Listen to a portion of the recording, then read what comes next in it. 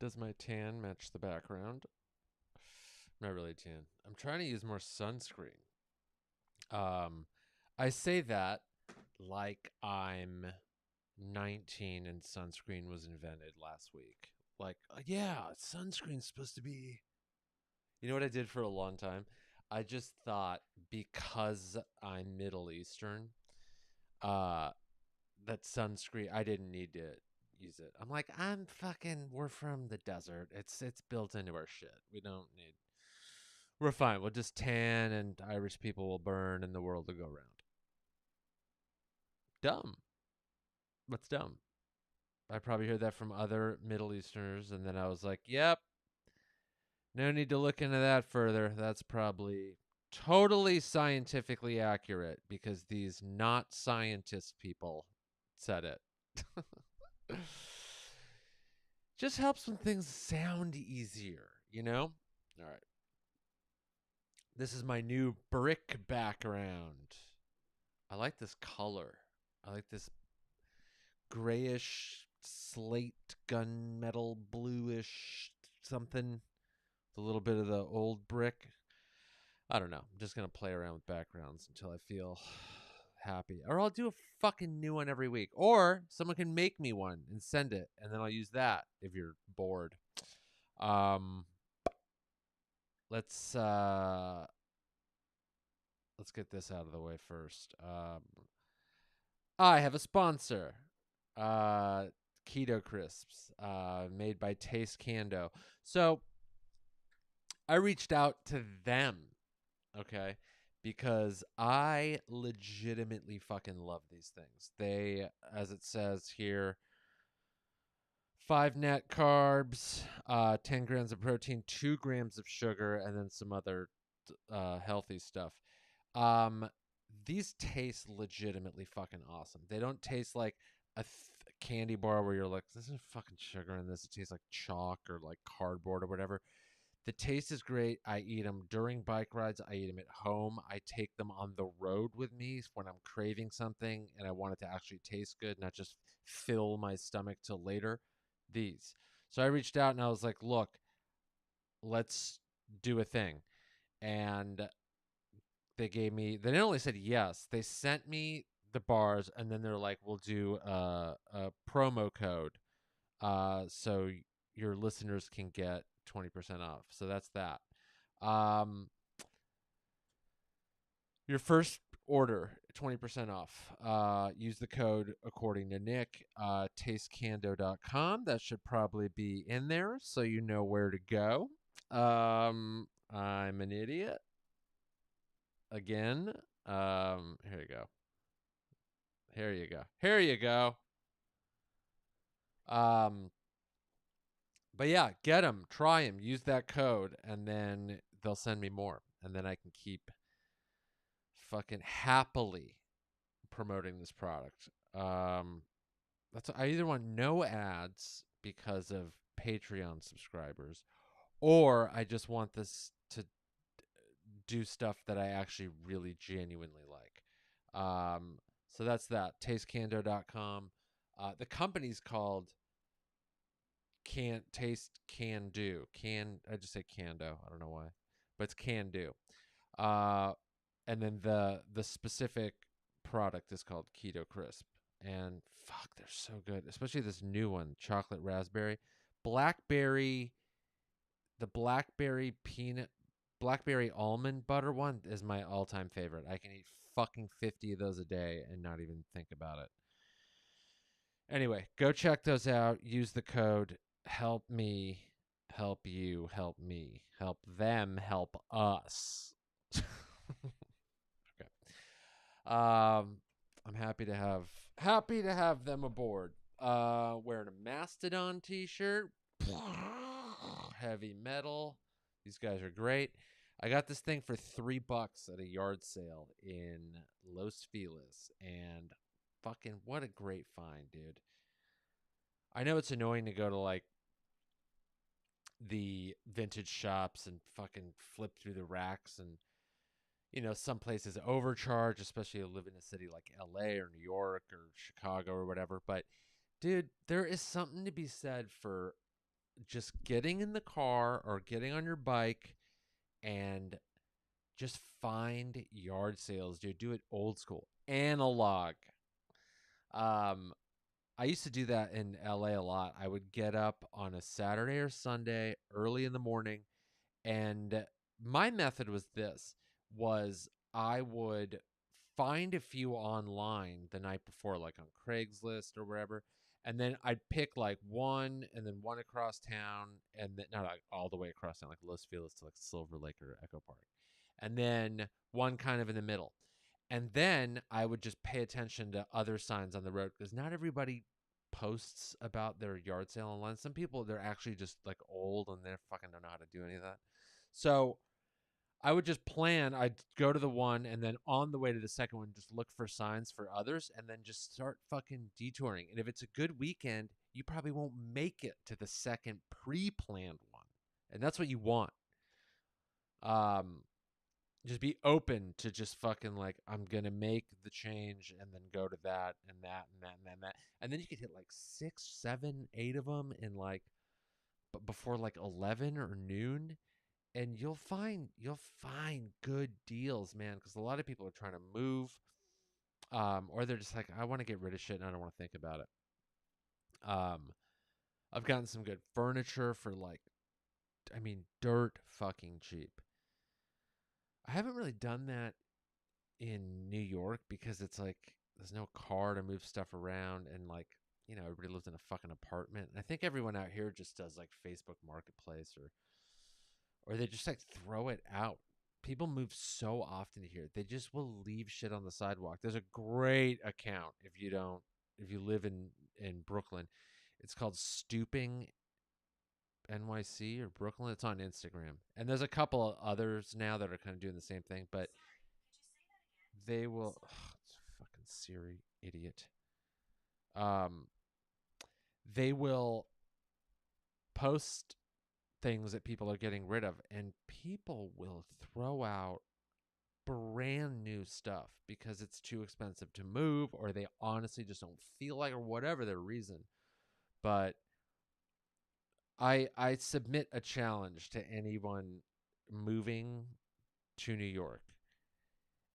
You could move here with no furniture, and if you had a car, or honestly, rent a U like a small U-Haul for a day, 19.95, and just follow those accounts and just drive around and furnish your apartment with with the stooping NYC or whatever uh Instagram. It's doable. It really is. People get rid of legit stuff. And if I had a car, I would honestly, I would spend a day doing that just to see what I could get and then swap out for stuff, that I've been like wanting to get rid of. Um, I think it's doable. I really do. I see stuff on there and I'm like, fuck, man, if I had a car, I would drive, especially Upper West Side, Upper East Side of Manhattan. People are getting like crate and barrel shit, West Elm furniture. You're like, this stuff is expensive. But if they got the money, they don't fucking care. They'll be like, "Oh, I've been wanting a new one anyway," and they just chuck a couch onto a sidewalk. Fucking rich idiots. But yeah, man. Um, I challenge someone to do that and let me know how that goes. If you're like, I'm moving to New York and I don't have a lot of shit, I'd be like, hey, just get on a plane and don't even bring anything besides your stuff, your clothes, and then furnish your apartment on the streets of New York. Don't get a bed, really though. If you don't know that already, don't get a fucking mattress off the street. That's bed bug city. But desk chairs and that kind of furniture that doesn't have a lot of like cloth and where stuff can hide in. I really, really think you could furnish a cool looking place, and if you didn't tell anyone, they probably won't. They probably wouldn't know. No one's gonna walk in and be like, "Did you get all this shit off a sidewalk?" Unless it's just like a rat chilling on your couch. Just came out. um, yeah. So, um, where are we now? Here's a GoFundMe update. Um, I just posted a video about this to YouTube, but I'm just gonna briefly mention it here. I hit the goal, and the donations are still coming. Right now we're at 12,287. I don't know if you can click on that thing right here. That's this part that's moving around. You might be able to, but there are links fucking everywhere. On in my last YouTube video, on my Instagram, in the link tree or link in bio thing, on my website nickyusuf.com. Just find a link. Um, so as the donations kept coming, I was like, "Fuck it, dude. We'll raise it." You know, uh, the costs are racking up fast. I'm been talking to like some producers and stuff, and their breakdowns are just like you don't have enough money. I'm like, how? But they want to make it look good for me. So they're like, well, if we keep cutting lots of corners, we can make it, but it's not going to be like what you want. So again, if I don't raise another penny after today, I will make it work with what we have here. Um, but if they're still coming, I'm like, well, might as well raise the goal and see what we can do. So to anyone who has already donated, I fucking love you. Thank you. To anyone who's seen the links and hasn't responded either way, I don't know how I feel about you anymore. Um, I'd respect it more if you were just like, no. um, but I don't know. The donation thing is weird. And this is not a fucking charity. I know that. But I just like, I don't know. With anything, I like when people are just fucking direct and they're just like, yes, no. Like, hey, sorry, man, but fuck off. Like that. Um, I just like to know what I'm getting, from somebody. It just makes it easier, to want to talk to them in the future, instead of like, yeah, they're gonna be weird about stuff, then they just slowly drift out of your mind, out of your life. But that's the way it goes. That's one of the great things that's come from uh, the COVID lockdown, quarantine aftermath is, dude, there are a bunch of people I just don't talk to anymore. And it took that for me to like, because we didn't talk during the quarantine or whatever. And I was like, I mean, I guess we're not friends. And then I just remove them from my phone or just never really think about them anymore. Or never go like, oh, I should say hey or respond to their story or something. I would just mute them, unfollow them. I'm like, I don't need to pretend I'm friends with anyone anymore. I'm fucking 40 now. If we're genuinely not friends and this sort of proved it, like, bye. There's so many things I could focus on. All my work, my family, actual friends, my girlfriend, my fucking enemies. No. um yeah, it just you just keep shedding people as your life goes on. Like it's too much work to hold on to friendships that you ultimately, if you really sat down and thought about them, you're like, eh. So I'm kind of like listening to that voice a little more, just going like, what do you? It's been a one-sided thing anyway, or you keep texting back and forth. Let's get together. Let's have lunch. Let's do that. And you're like, we're never gonna do it. So let's just stop. And I don't feel bad about it. And I'm sure neither do they. It's not like, they were dying too on their end, but it's okay to just like shed those relationships because they barely were. They barely were friendships. Um, and then you see each other if you happen to work in the same field. You're, hey, what's up? And everything will be fine. Everything will be fine. Um, so Well, I went off on a weird thing. Um, to those who donated, thank you. To those who haven't said anything, um, and to those who wanted to and then saw that it hit the first mark, now's your fucking chance, dude. Donate. All right, let's go back home. I think I like this. I think I like this background for now. I think I like it. So, um, Jake Paul, for those who follow boxing, is slowly becoming a real boxer. I don't think he's gotten there yet. Um, he's about to though. He's fighting this guy whose name I forget, but he has a real record. A real he's not a former NFL guy or an NBA athlete or some fucking reality star. He's a real boxer. He's 12-1, I believe, is his record. And so Jake Paul used to spar with him, I guess, and then they have some beef. Who knows if any of that shit is real? And who cares? He's going to fight a real boxer. And this to me is going to be the proof. If you can beat him, it doesn't even have to knock him out. Just get a fucking decision win. And then I'll be like, okay, he's a real boxer. I think he can fight. I do believe that the guy can fight. I've seen videos of him sparring. He's been putting in the work and getting better. And I think it's fucking great. But now he's going to do it.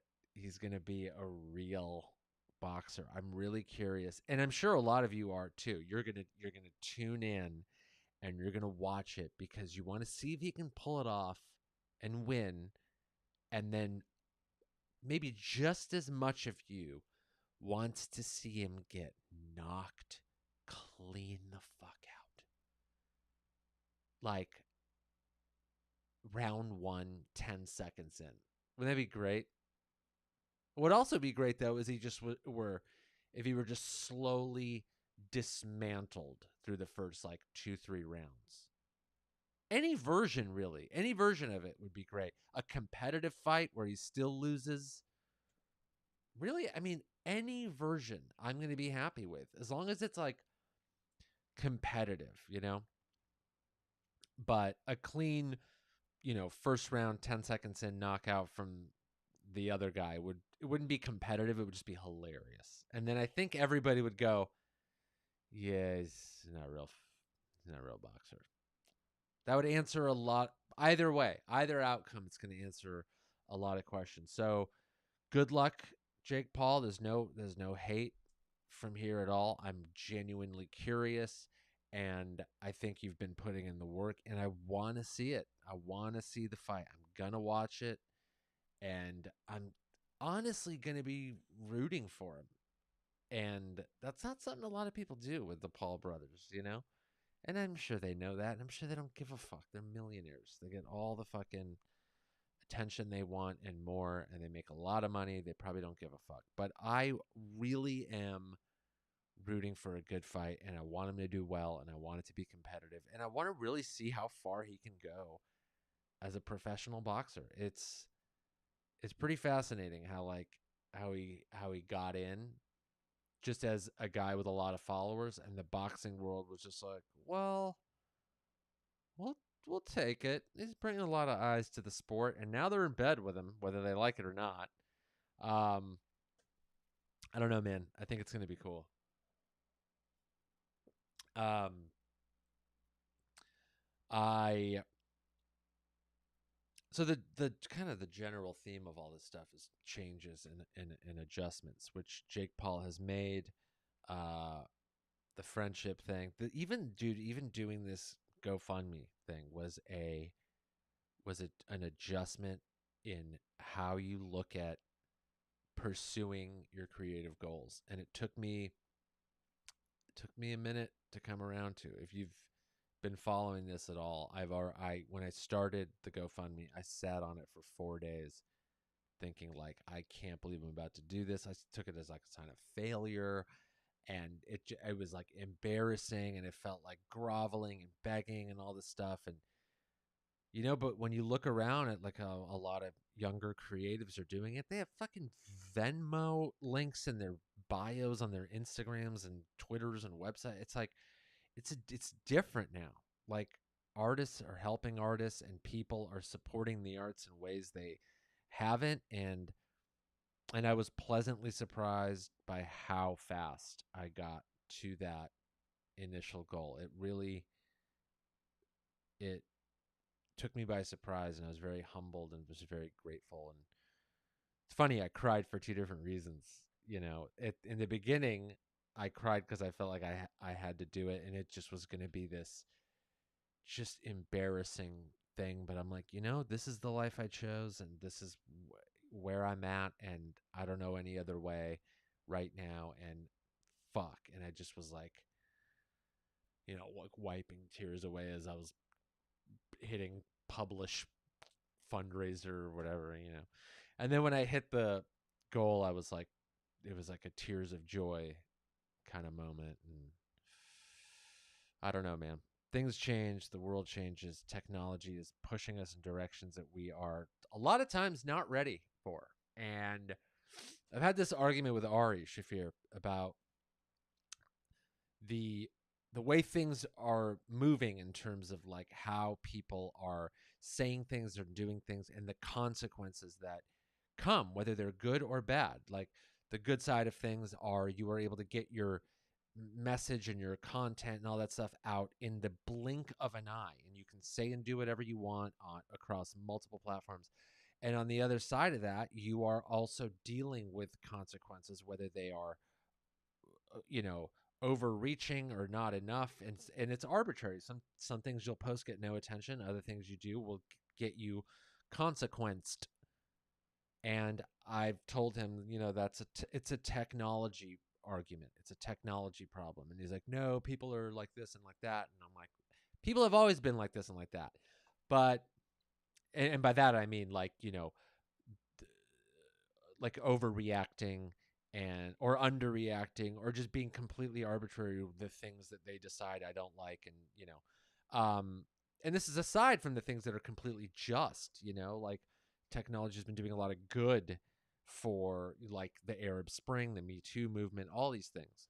But you do have to deal with the fact that there are going to be random instances that both help you and could potentially cause consequences that you're not happy with. And it's an adjustment to technology. We need to think before we act in terms of being creative and posting things, and the people who are reacting and responding also need to stop and think a little bit more. And eventually the dust will settle until the next big leap in technological change is at our doorstep, and then we're gonna have to figure that out too.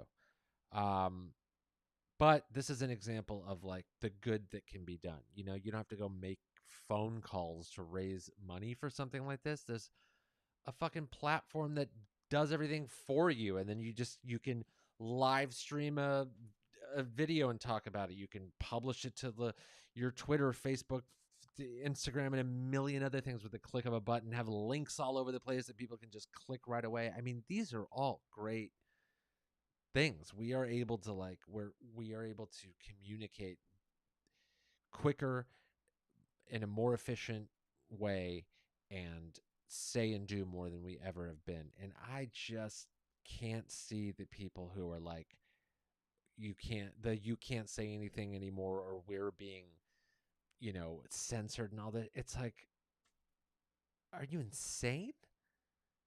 You can say and do anything you want, and there are going to be consequences like there always have been. Mind-boggling to me.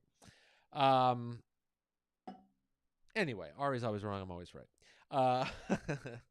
Um so yeah, change and adjust, man. You can't push against the current. You gotta fucking go with it and adjust and fucking survive in any way you can.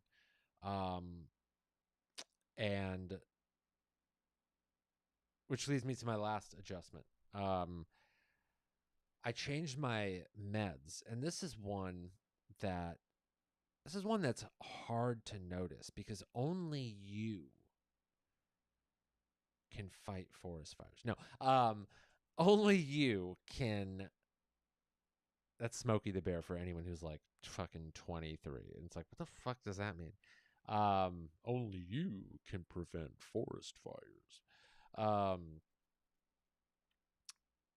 You feel it sort of come at you in little waves where you're like, am I more depressed? Is it circumstantial? Is it just the medicine? Is it because that's something that happens? I'm on Wellbutrin and Zoloft, and that's something that happens with any medicine. It can stop. It can just suddenly stop working. It can slowly start tapering off in terms of its effectiveness. It or any number of things, and I've gone up and down in mostly in the Zoloft. I've gone all the way up and then back down, and then now I just made an adjustment back up from 50 to 100.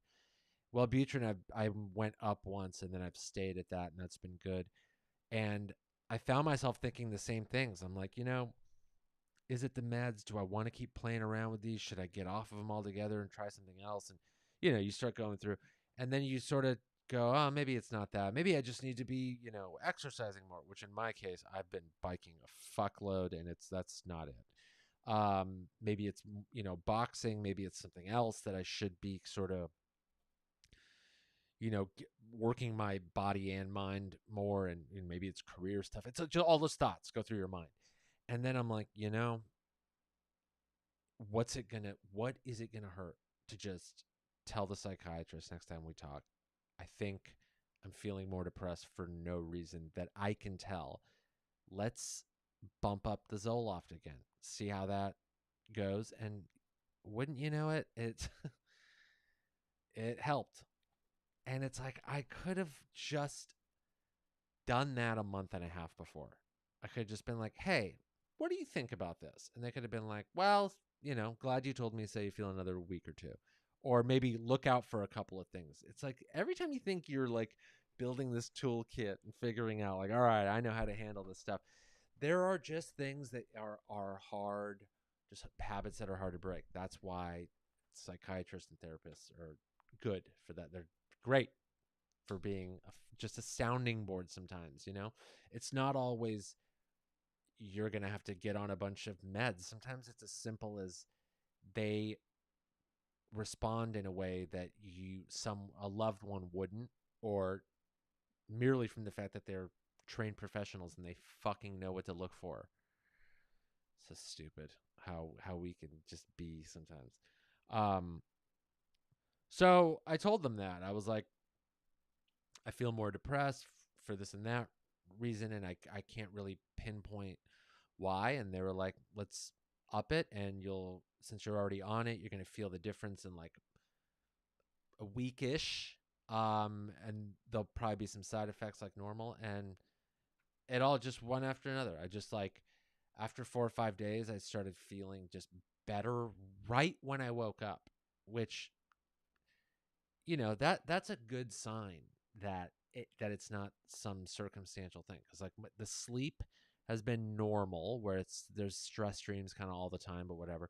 But I just woke up like ready to go with the day. I was like, okay, let's go. And now I wasn't feeling like euphoric or like I'm on a drug. I just felt like I would normally, like, okay, let's get the day started and let's get after it. Let's do it. And the feeling I had for the last month and change, or let's say couple of months, was I woke up with that feeling of like, oh, what's the point?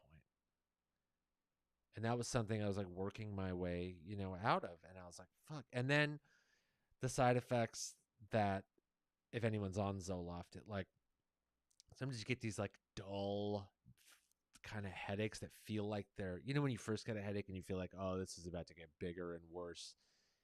I was getting those, and I never really get headaches, so I'm like, oh, it's got to be the medication side effects, or just random bouts of like nausea that would last for like 5 minutes or something, or and another one is not being able to come, and that one's kind of annoying.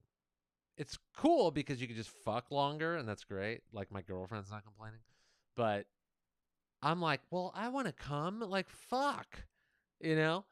And I'll just keep going. And I'm like, yeah, that's cool. But at the same time, I'm like, then I start thinking about it. Then I start overthinking it. And then that affects the erection itself. And then sometimes it doesn't. But then other times I'll just be like, I mean, I guess we're done. You came like 11 times. I'm not going to, I guess we're just done, you know? And she's very understanding. She gets it. But that I think I'm starting to come out of now because it was like a solid couple of weeks where I just couldn't I just couldn't come. I was like I would get horny and I would want to fuck. I would fuck and then I just wouldn't come. And then it wasn't even like jerking off. I didn't really want to. I don't really that much anymore. And finally, like a few days ago, 4, 5, 6, whatever, I came so hard,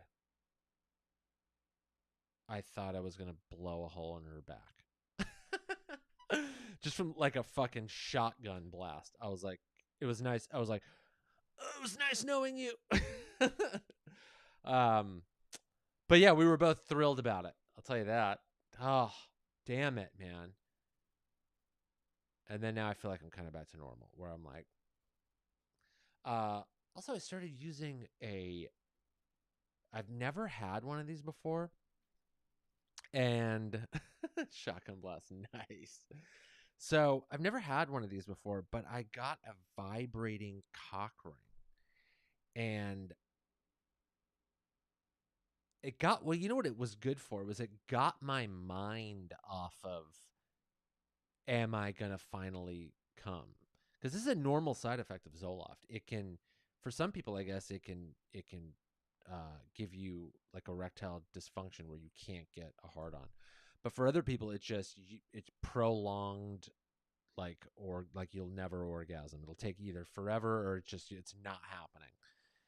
And I think I was sort of starting to come out of that side effect that like my body was adjusting to it, and then having that thing was like it felt good, and then it sort of just got my mind off of the part of your brain that starts to fixate on am I gonna, and then that it gets you out of the the mode of like it gets you out of